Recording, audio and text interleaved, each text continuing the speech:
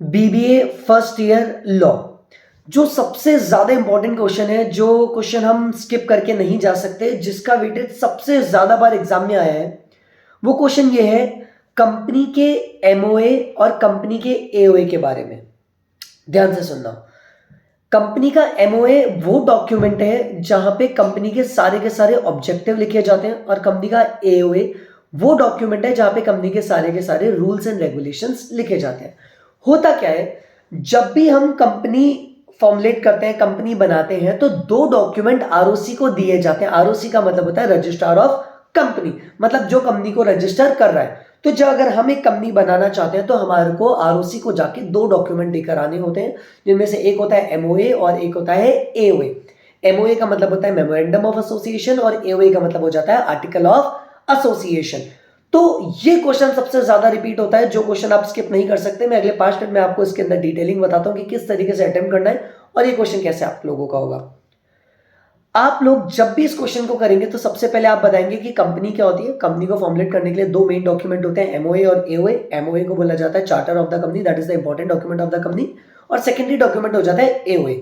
MOA के अंदर company के सारे ऑब्जेक्टिव लिखे जाते हैं। इसका मतलब अगर कोई काम कंपनी का एमओए में नहीं लिखा हुआ, कंपनी वो काम नहीं कर सकती। मतलब जो चीज कंपनी के एमओए में लिखी हुई है, कंपनी बस वही काम कर सकती है, उसके अलावा नहीं कर सकती। किस तरीके से करेगी, वो रूल्स एंड रेगुलेशंस कंपनी के एओए में लिखे जाते हैं।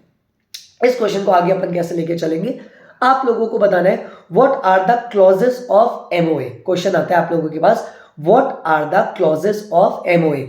एमओए के क्लॉजेस क्या होते हैं? तो एमओए का मतलब क्या था? Objective of the company. आपको बस इतनी सी बात ध्यान देनी है, हमारा ऑब्जेक्टिव था कार लेना। तो what are the objective of MOA, या फिर what are the clauses of MOA? Car लो, कार लो, CAR-LO, और नाम बता देना कौन सी कार ले रहे हो। तो क्लॉजेस कैसे याद रखेंगे? कार लो, C से कैपिटल क्लॉज, A से एसोसिएशन क्लॉज, R से रजिस्टर्ड ऑफिस क्लॉज, L से लायबिलिटी क्लॉज, O से ऑब्जेक्टिव क्लॉज, और छठा नेम क्लॉज। ऐसे 6 क्लॉजेस हो जाते हैं हमारे एमओए के। कैपिटल क्लॉज जिसमें कैपिटल लिखी होती है, एसोसिएशन क्लॉज इसमें प्रमोटर के बारे में बताता है कितनी शेयर होल्डिंग लगनी है, रजिस्टर्ड ऑफिस कहाँ होगा, रजिस्टर्ड ऑफिस क्लॉज कितनी एक पर्सन की लायबिलिटी होगी, लायबिलिटी क्लॉज कंपनी क्या काम करेगी, ऑब्जेक्टिव क्लॉज, और 3 नाम देने पड़ते हैं जब भी कंपनी रजिस्टर कराती है आरओसी के पास, जिसको बोला जाता है नेम क्लॉज। आगे क्वेश्चन को कंटिन्यू करते हुए चलते हैं, एमओए और एओए में डिफरेंस क्या होता है। आपको बस इतनी सी बात याद रखनी है कि हम लोगों ने जो कार लेने की सोची थी, हमने वैन लेने की सोची थी, और एक ऐसी वैन लेने की सोची थी जो कभी भी कार में कन्वर्ट हो जाती है, कभी भी बस में कन्वर्ट हो जाती है और वैन बन जाती है। तो कुछ नेक्स्ट लेवल की वैन लेनी थी, प्रो वैन। आपसे क्वेश्चन पूछा जाता है what is the difference between MOA and AOA, answer दे देना प्रो वैन, PROVAN।